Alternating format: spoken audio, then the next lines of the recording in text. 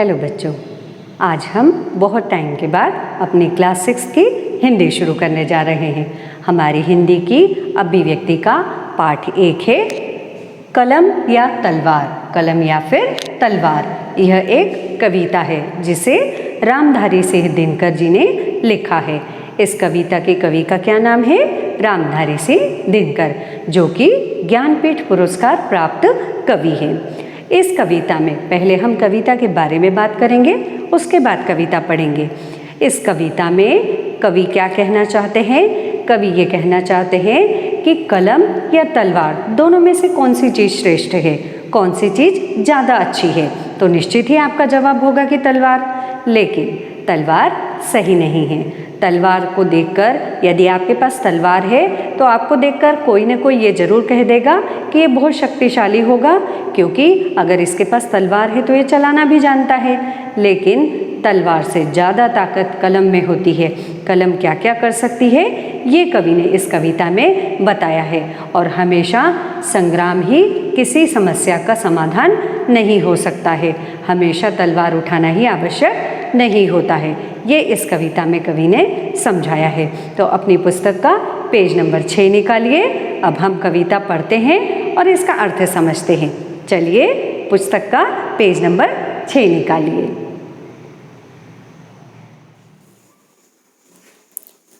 पाठ 1, page number 6, कलम या फिर तलवार।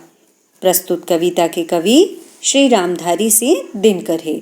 इस कविता का मूल भाव यह है कि कविता के माध्यम से कवि युवाओं को देश के प्रति कर्तव्य निभाने के लिए जागरूक करते हैं और साथ ही ये संदेश देते हैं कि देश की रक्षा के लिए हमेशा तलवार उठाना ही आवश्यक नहीं है, बल्कि इसे तो कमरे में बैठकर कलम के द्वारा भी आसानी से देश की रक्षा की जा सकती है।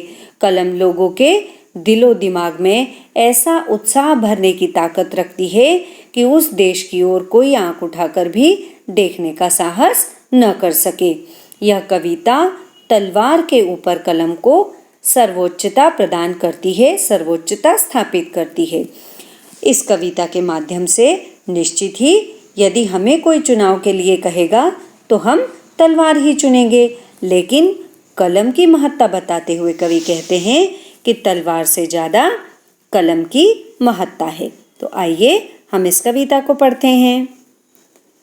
दो में से क्या तुम्हें चाहिए, कलम या कि तलवार, मन में ऊंचे भाव की तन में शक्ति अपार।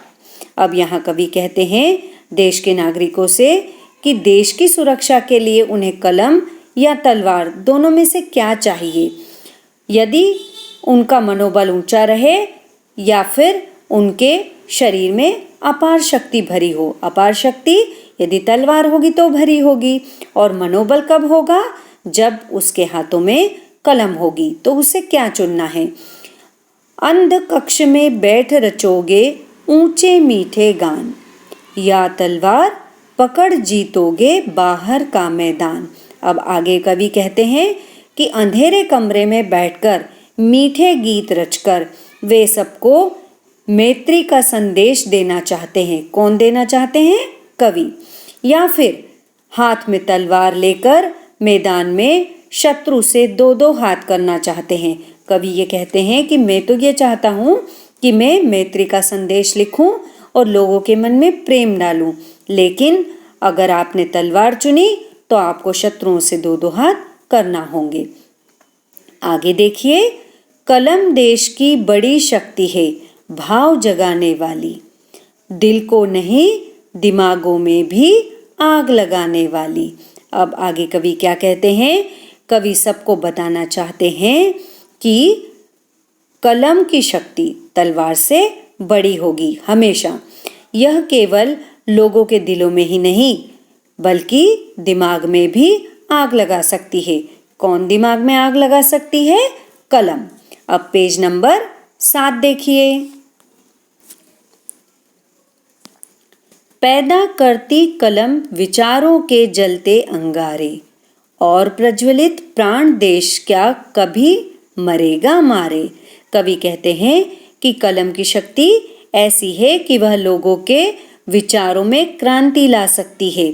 आपको पता है, जब हमारा देश आज़ाद नहीं हुआ था तब इसी तरह के क्रांतिकारी कवियों ने ऐसी वीर रस की कविताएं लिखी, ऐसी वीर रस की कविताएं रची कि जिन्हें पढ़कर ही लोगों के मन में उत्साह आता गया और लोग क्रांति से जुड़ते चले गए।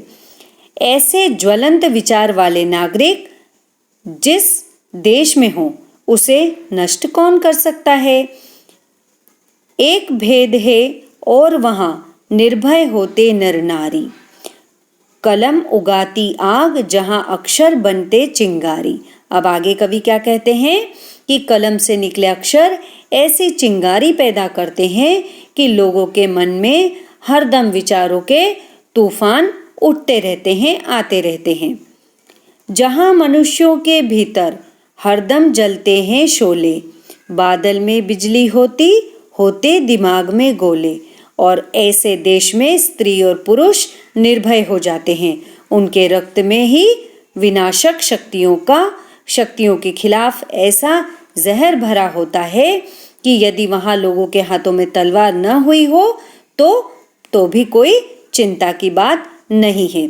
जहां पालते लोग लहू में हालाहल की धार, क्या चिंता यदि वहां हाथ में नहीं हुई तलवार। वहां के लोगों के विचारों में ही इतनी जहर वाली शक्ति होती है। हलाहल मतलब विष। आपने हलाहल का नाम सुना होगा।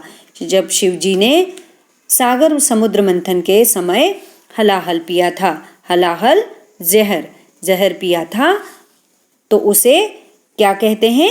जहर। हलाहल को क्या कहते हैं? जहर कहते हैं।